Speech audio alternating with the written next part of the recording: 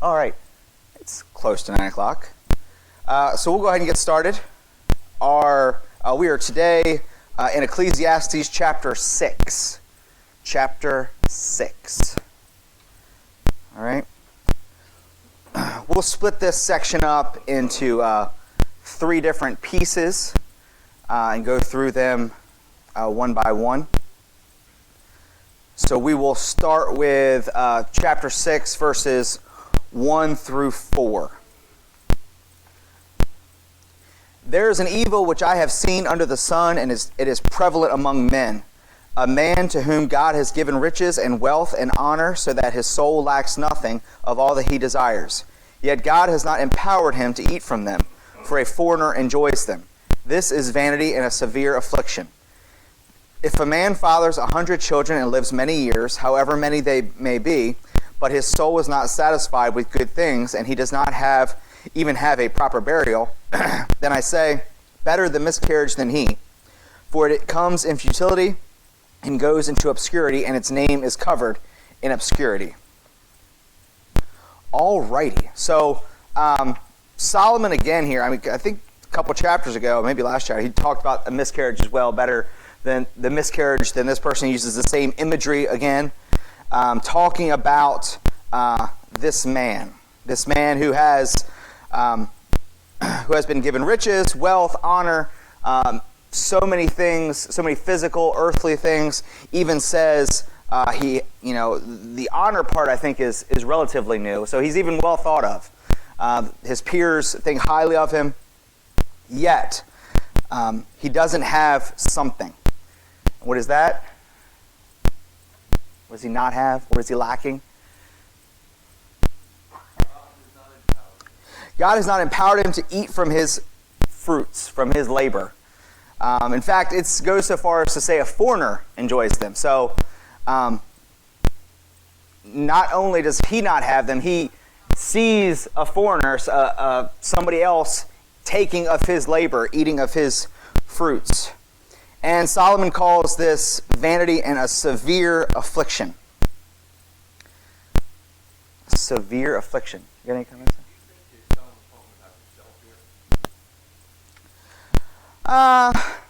Do I think Solomon's talking about himself is the question. He may have some parallels there, but I don't think he's talking specifically about himself. Because he's talking about this is the evil that is prevalent among men. So I think he's saying this isn't just a one-case scenario. This isn't a one-off. This is, and I know Sean talked about this, I think last week. What's under the sun? Everything. So this situation, this evil of not being able to enjoy having fruits, having honor, and not being able to enjoy them is prevalent. It's everywhere. So yes, Solomon may be drawing from his own experience some, but I think this is not specifically meant for him. And it talks about even if he fathers 100 children. Again, it's important, I think, to remember the context. Maybe that may not be as honorable now, but in that time, if you fathered 100 children, you had a lot of honor, you had a lot of offspring. It was another feather in the cap of this person he's speaking of that has all of these things and honor and prestige that is valued in the day. But it says his soul is not satisfied with good things. And I think this is what we've been talking about for weeks. That the person he's speaking of here is not able to enjoy the eating and the drinking, which Solomon talked about in chapter 3. He's not able to enjoy the fruit of his labor. So he is not satisfied, even though he has all of these good things: the children, the honor, the wealth. And it says he's not even given a proper burial. Again, I think in context here we got to understand that at the time a proper burial was important for prestige. If you were an important person, if you had a lot of things, you were given a proper burial. If you were, think about the thieves on the cross, but Jesus was taken down because they wanted to give him a proper burial. The other ones would have just been tossed to the side. So it's, again, a very important thing that this person does not have. Any comments, questions?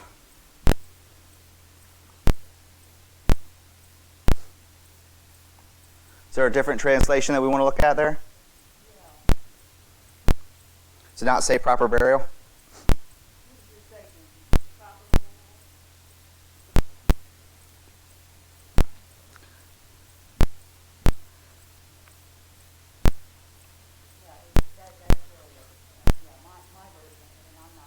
Sure.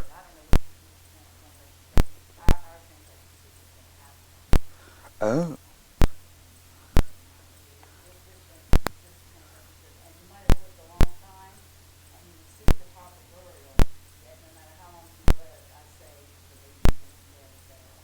Interesting. So, what translation is that? IEV. Okay. So there's. So no burial. So that's the same type of thing as NASB, which I'm reading from, where it says he may have lived a long life and had a proper burial, but still, I think I think the point of the passage is the same. That whether he had a proper burial or not, he still had a lot of things. I think the translation that I'm reading and that King James takes from adds on not having a proper burial as something that he didn't have, where, your version takes it even a step further, that he had wealth, he had honor, he had children, he had a proper burial, and yet still, yes. Correct. Correct. So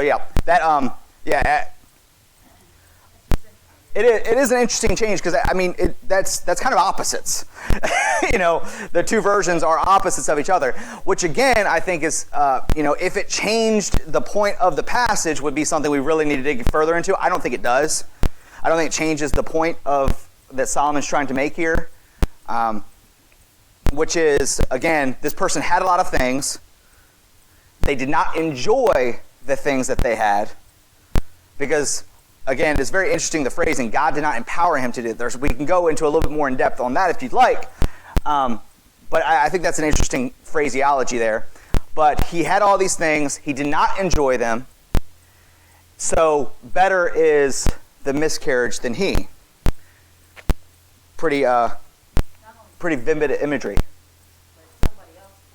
Yeah. Not only did he not enjoy it, somebody else did. Exactly. The foreigner enjoys it. Therefore, neither he nor his sons, his children, benefit from his wealth. So, you think about that with a person who has a lot of kids, not even his kids enjoy from it, it's a foreigner. Because I think the parents in here can say, well, if I don't get to enjoy it, but my kids do, then I'm okay. If my kids are happy, she's never said that. Some parents may have said that. That as long as my kids, as long as I put a good life for my kids, then I'm okay. And basically what Solomon is saying is, I know you're kidding. What Solomon's saying is, not only does this man not get to enjoy his riches, enjoy his wealth, but a foreigner does. Not even his children, not even his relatives, not even his kin. Okay, so Solomon in verse 4 extends this analogy. Better is the miscarriage than he, for it comes in futility and goes into obscurity, and its name is covered in obscurity. So we've talked, again, I think in Ecclesiastes, and one of the points that I've tried to make from here before, is a lot of repetition, a lot of the same idea he's going over and over with. So I think a universal, here's the point that Solomon's trying to get across is more valuable than a verse-by-verse type dissection. But he's talked about this before, about how, what is our life worth? Because in the end, we don't get to take it with us. We need to enjoy the things we have in this physical life. There's not a whole lot of mention of Solomon. Before we get into it, there's not a whole lot of mention of Solomon thinking about the future of that. There's not a store up your riches in heaven type discussion from Solomon. He doesn't talk about things like that. At least he hasn't so far into chapter 6. But he talks about, enjoying the things that you have on this earth. Now we can, as my father was discussing with me earlier, take some of our own knowledge and try to input it. But as far as an application is concerned, I think that's very important to take, biblical principles, to take things that we know. Because one of the commentaries I was reading tied this section over to Luke 12. So if you go over to Luke 12, Jesus is telling a parable in verse 16. It says, "And he told them a parable, saying, The land of a rich man was very productive, and he began reasoning to himself, saying, What shall I do, since I have no place to store my crops? Then he said, This is what I will do. I will tear down my barns and build larger ones, and there I will store all my grain and all my goods, and I will say to my soul, Soul, you have many goods laid up for many years to come. Take your ease, eat, drink, and be merry. But God said to him, You fool, this very night your soul is required of you, and now who will own what you have prepared? So is the man who stores up treasure for himself and is not rich towards God." So Jesus here in this parable is saying, even if you store up riches here, that is not as valuable as storing up riches for God, working on your relationship with God. Your relationship and your work for God is more important than your physical goods and possessions, okay? That is similar to the situation that Solomon's talking about, but Solomon has a completely different outlook on it, that we're to enjoy the physical things we have while we're here rather than storing up for God. That's not his focus, at least at this point, to store up things for God, okay? He still makes a point of the futility of that. He absolutely makes a point of the futility of storing up things that you don't enjoy. Because that's what Jesus here says, that this rich man has stored up all these things and then they die so they can't use them. What Solomon says is, if you store up all these riches and don't get to use them, then that's futile as well. It's a different priority and focus, same outcome. At least I would contend that.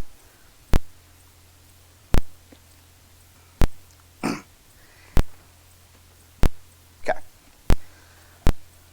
Any other questions on verses 1 through 4 in Ecclesiastes chapter 6?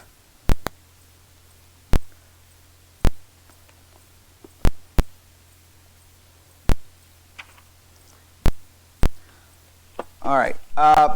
Go ahead. We will read verses 5 through 9.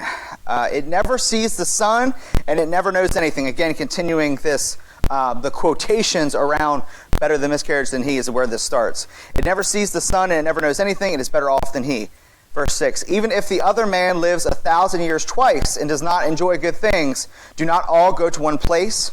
All a man's labor is in his mouth, and yet the appetite is not satisfied.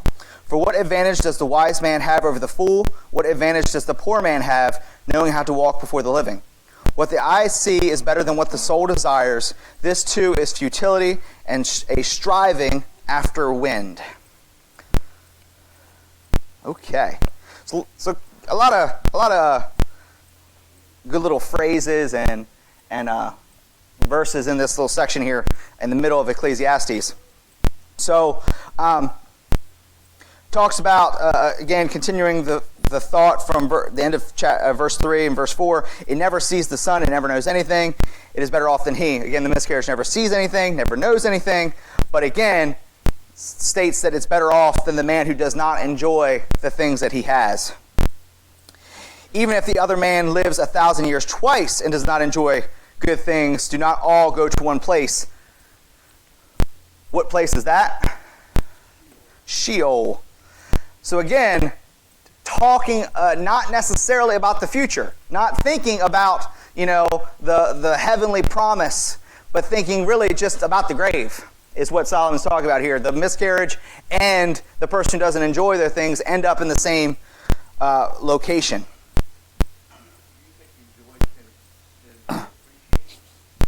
Yeah. I know the commentary makes that leap. It does. I don't even have the commentary. The commentary makes that leap. I don't agree with everything that the commentary said, but, it does make that leap. And I think that's a good leap. I think, I think part of, and I will make this leap just from a human psychology, and we have a psychology major in the back, so he can correct me if I'm wrong. But I think part of enjoying is appreciation. I think a lot of times if you don't appreciate things, you don't enjoy them as much, and vice versa. I think there's a correlation there, even if not direct. They agree with me. They agree. You okay with that? Yeah? I'm taking silence as a yes. Okay. So yes, I think there is something to that. I think what we see when we look at a lot of people who, just from our lives, from history, from TV, if we look at people who complain about everything, who don't appreciate, a lot of times that saps enjoyment. That takes away from the enjoyment of anything, not appreciating it. So yes, I think that's a pretty good correlation here to talk about appreciation. Maybe this man who has these things doesn't appreciate them, which is part of the reason why their life is futile and why they don't live the life that Solomon tells them they should have and God tells them they should have. All right. We're skipping all the way to 9. I like it. What the eyes see is better than what the soul desires. This too is futility and is striving after a wind.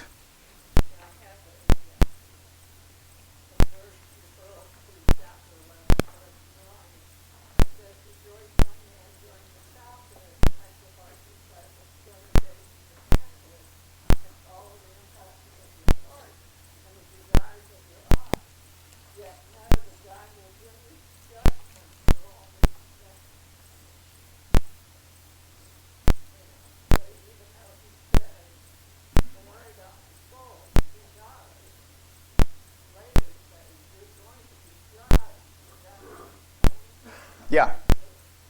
Yep.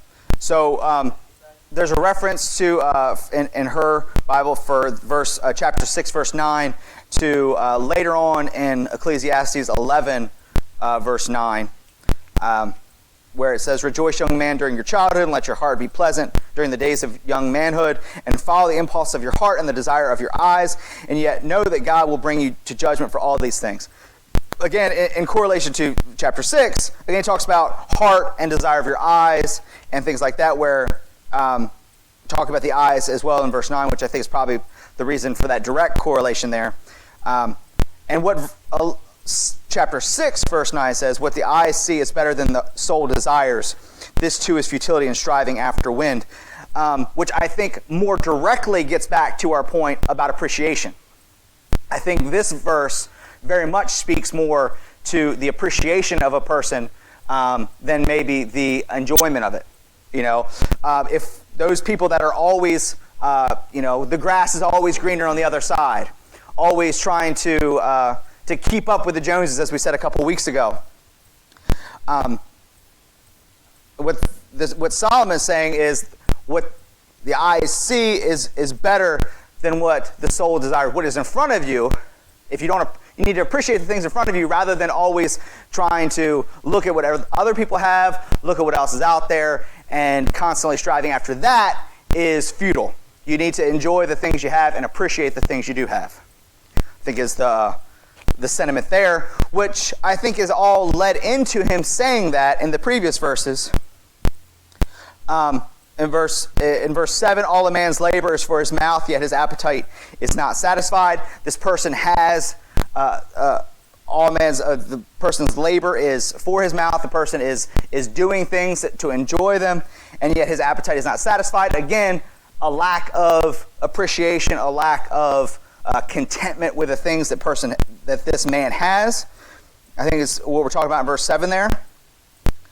And in verse 8, for what advantage does the wise man have over the fool? What advantage does the poor man have, knowing how to walk before the living?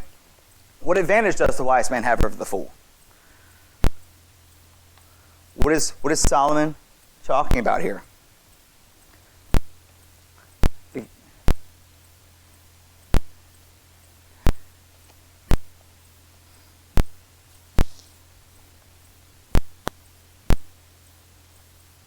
Anybody? Nobody? Okay, so I think what Solomon's talking about here is the wise man appreciates what he has. The wise man, shows a gratitude for what they have. And I think part of this is the wise man has an acknowledgement of God who gave him all this. I think that's part of it here. It's not explicitly stated there, and I think that's a little bit of a leap. But I think, when we're looking at Solomon's writing to this point, I think that's a fair thought. I don't think that's the main point of the difference between the wise man and the foolish man, but I think that's part of it.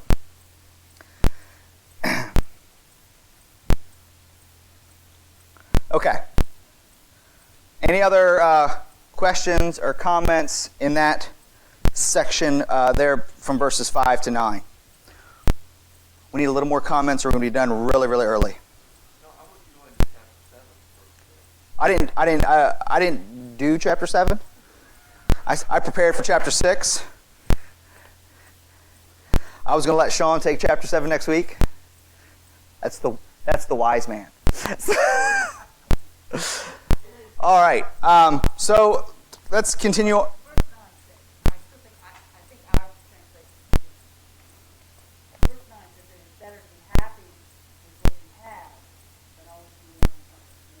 Which is what I said. Yes. Yeah. That's a very more direct thing. Can you say that one more time? Yeah. It is better to be happy with what you have than always be wanting something more. It is better to be happy with what you have than always desiring something more. Is the version. Yeah. Exactly. And I think that's what Solomon has been leading up to for the previous 8 verses and the previous 5 chapters. He talks a lot about being content with what you have, appreciating the things you have, enjoying the things you have rather than always striving. Is that not easy to say for the richest man that ever lived? It absolutely is.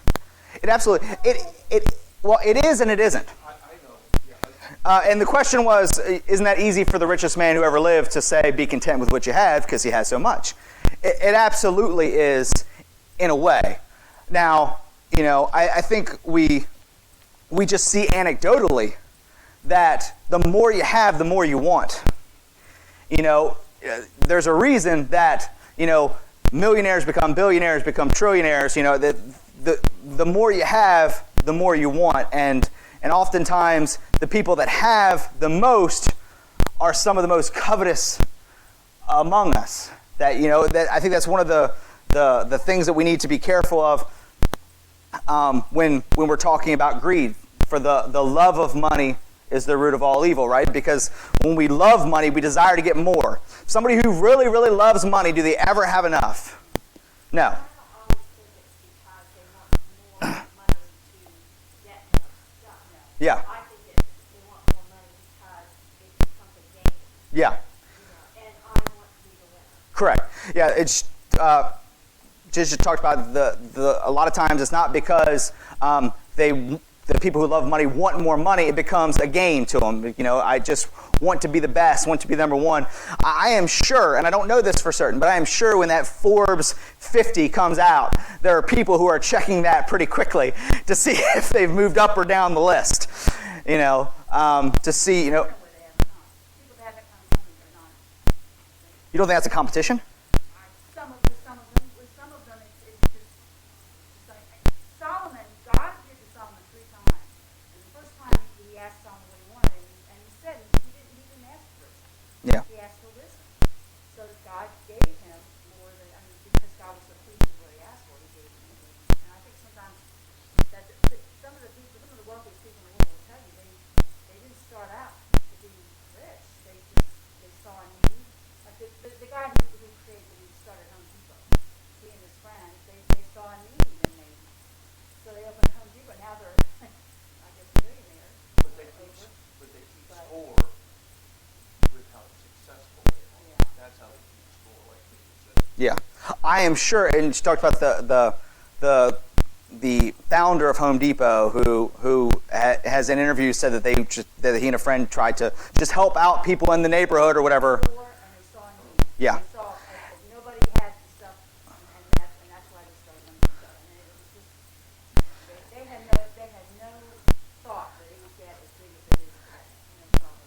And that may be true.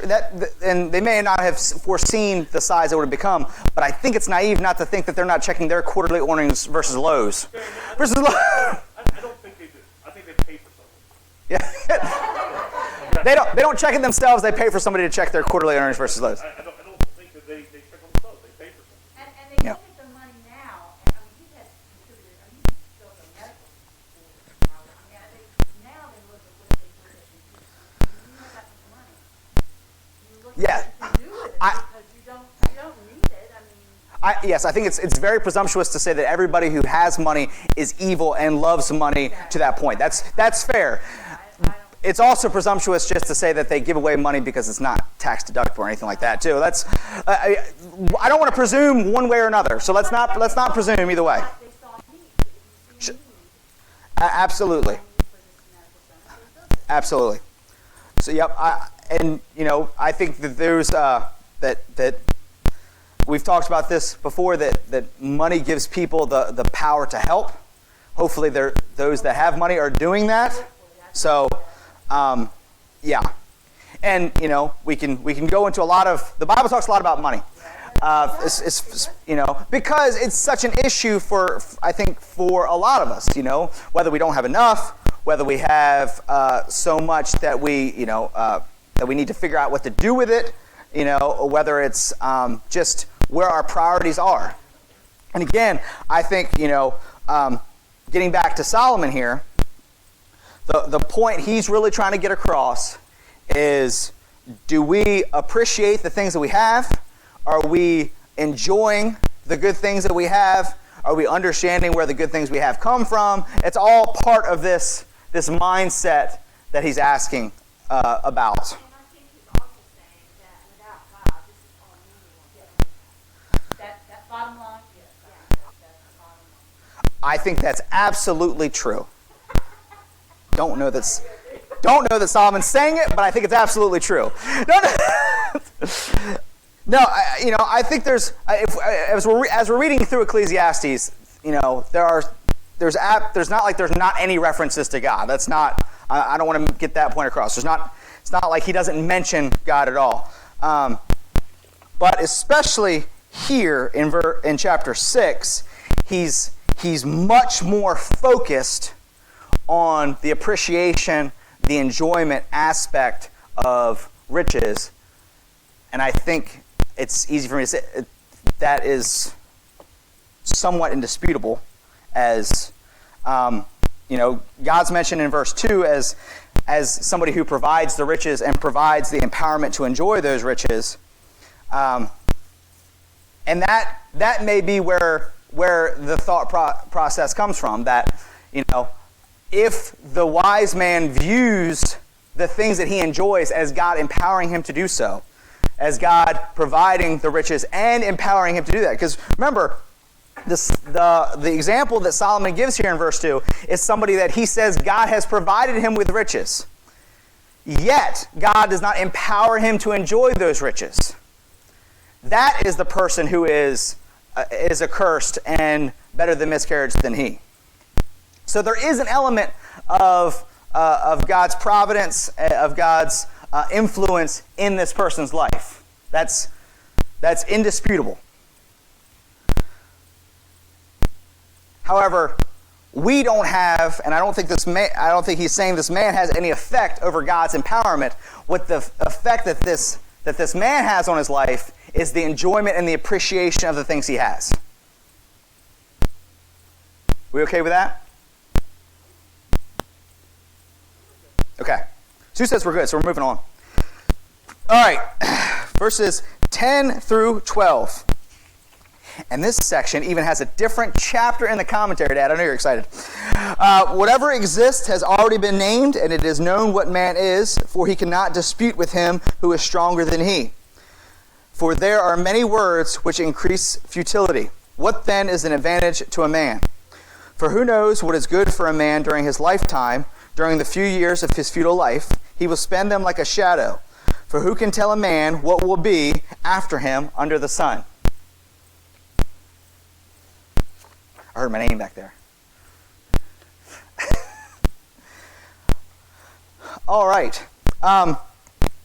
So I know Sean likes to look at some of these verses, and there's some funny things that he can pull out of this. I think verse 10 is funny in that for he cannot dispute with him who is stronger than he.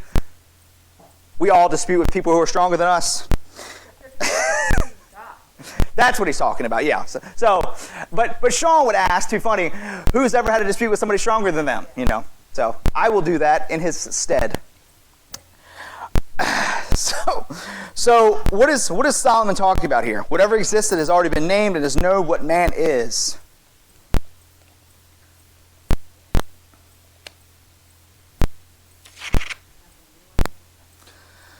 There's nothing new under the sun. The commentary says that man is created with certain boundaries, certain limitations, right? He writes that he cannot recreate names because everything in existence has already been named. We can't just, one person can't just start calling sheep Boz, and that's the new name. It's already been named. That's a silly example of something that Solomon's trying to get across here, that man's impact on the world as a whole is limited. And it is known what man is. People know, it is understood what man's limitations are. Man is born with inborn weaknesses that shouldn't be surprising to anyone. He has to face the reality that he is but flesh and cannot dispute with him who is stronger than he.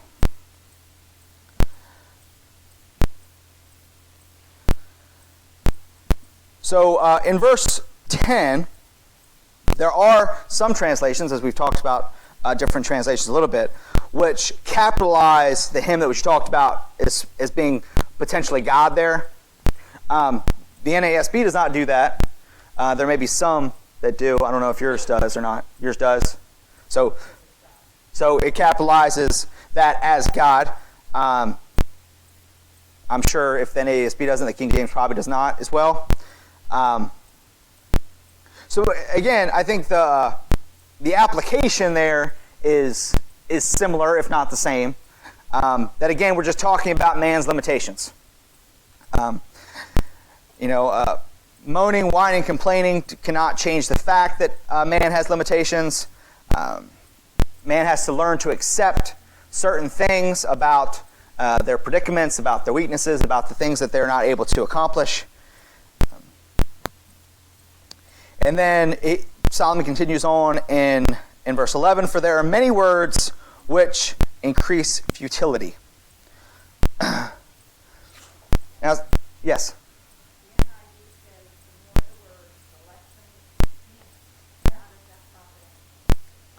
That one hurts a little bit to me. The NIV says the more words, the less the meaning. I am personally offended. But one of the point is the same. One of the things the commentary talks about is it goes through a bunch in a list of the vanities that Solomon lists out here in Ecclesiastes, and this is the 15th one mentioned, the vanity involving the use of many words. And then the question is asked, can words of man change the world? Smooth words cannot stop the sun's rising, can they? A man may fluently argue that it shouldn't rise, but it will. You can argue things eloquently with passion and enthusiasm, and that won't change the natural world, is what Solomon's trying to get across here. Correct. So, and then what then is the advantage to a man? What is the advantage of being a man? Again, Solomon looking pretty dreary here, as he is wont to do in this entire book. Then continuing on in verse 12, for who knows what is good for a man during his lifetime? Again, Solomon asks these these rhetorical "who knows" questions. Again, another common theme that we've seen thus far in Ecclesiastes. Who knows what is good for a man during his lifetime, during the few years of his futile life? It says he will spend them like a shadow, for who can tell a man what will be after him under the sun? This formula emphasizes man's inability to answer some of life's important questions by himself. Again, later, we'll see Solomon talk about how God does allow man to answer some of life's questions, not all of them, but some. And the question being asked here is, what is good for a man during his lifetime? And again, this is what he's been talking about for 6 chapters. What is good for a man? What is the purpose? What is the point? Fair to say that Solomon always looked at the big picture rather than the little picture. So the question was, is it fair to say that Solomon always looks at the big picture, not the little picture? I don't know if it's that. To me, I think a lot of times he asks the big picture question and then says, whatever, I can only control the little picture.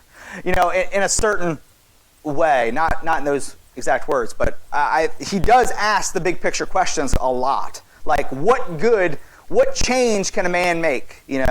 What is the purpose of a man's life? These are big picture questions that he asked, but his answer a lot of times is very small picture. Well, a man can enjoy the fruits, eat and drink, and enjoy the fruits of his labor. That's a small picture answer to a big picture question, in my opinion. Are you okay with that? Yeah, I just think he always throws in the big picture. Yeah, he does. He may mention certain things like wealth and how many words you say, and Yeah. that kind of thing. But the big picture is, in the big picture, that really means very little because it's all about what God thinks. Yeah. And you're going to not figure that out anyway. And that's my point, that he asks the big picture questions, but he responds with very small picture answers. Because he doesn't, I think a lot of times Solomon here doesn't seem to want to know or understand the big picture. Like what is God's purpose, I think is sometimes what he asks, and he doesn't always have a great answer for that. He does it. So again, the promise of the end of the book is very important. So make sure you're here that week, because I've heard that. Make sure you're here every week. Or tune in. Tip of the cap to those that are tuning in. But the point is not how wise Solomon was a wise man. He had the wisdom, and that God supposedly gave it. If you believe Yeah. the Bible, God gave it to him. Yeah, it's again, Solomon was given wisdom, and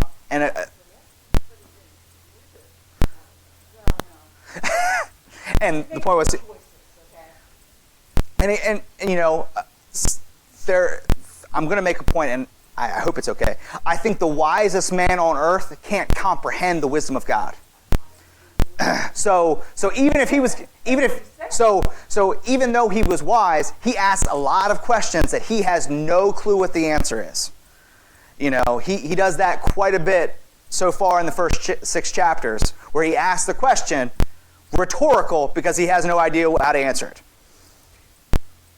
I think a lot of times he has done that. All right, so again, finishing up in verse 12. For who knows, again, during the few years of his futile life, again, he talks about the futility of life. He kind of throws that in there. Says he will waste his time, the commentary says he will waste his time with meaningless activity and spend his days like a shadow, having no substance or value. So again, for who can tell a man what will be after him under the sun? He cannot identify with certainty the good each person should be doing, nor is he able to tell anyone what will be after him in the next life. So again, Solomon does not have a real firm grasp of the future.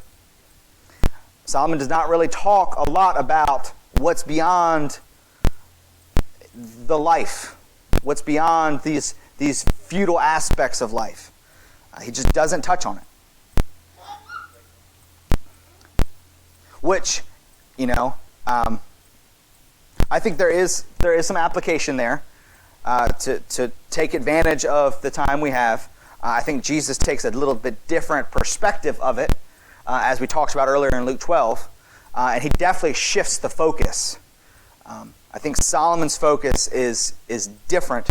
It's much more physical than Jesus' focus. You have to remember that Jesus brought a better promise. He brought a better hope. He brought about reconciliation to mankind. Yeah. He was bringing the package to finish off and continue on with a new covenant. Yeah. So, in Solomon's perspective, they had no verse that said, "I prepare a place before you. I prepare a place for you." And then giving us an opportunity to be with the hope. Yeah. The sure hope. All the people here in the Old Testament, they believed that they were going to go to Sheol, and they hoped that they would be with God. That was their. Everyone went to Sheol, and then they hoped that they would be with God. That was their whole hope. But that's not nearly as great a hope as we have today. With Jesus brought. So the comment was that Jesus provided a better hope, a better covenant. He talked about preparing a place for us, which Solomon did not have a reference to, as far as the scripture that he had and the wisdom that he had.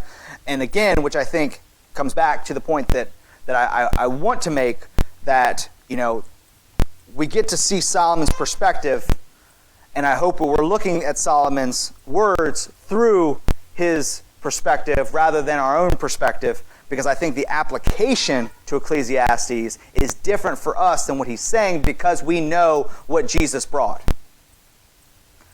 So going too far in depth with Solomon's perspective, his perspective is different than our perspective, because the promises that he knew about is different than the promises we know about. You okay with that? Yeah. Okay. I just can't wait to get to chapter 7, the first 4 verses of that. Awesome. Well, so next week we will start with verses 1 through 4. How you like that? And we will discuss more of Solomon and what he's saying here. And thank you all for your participation this morning.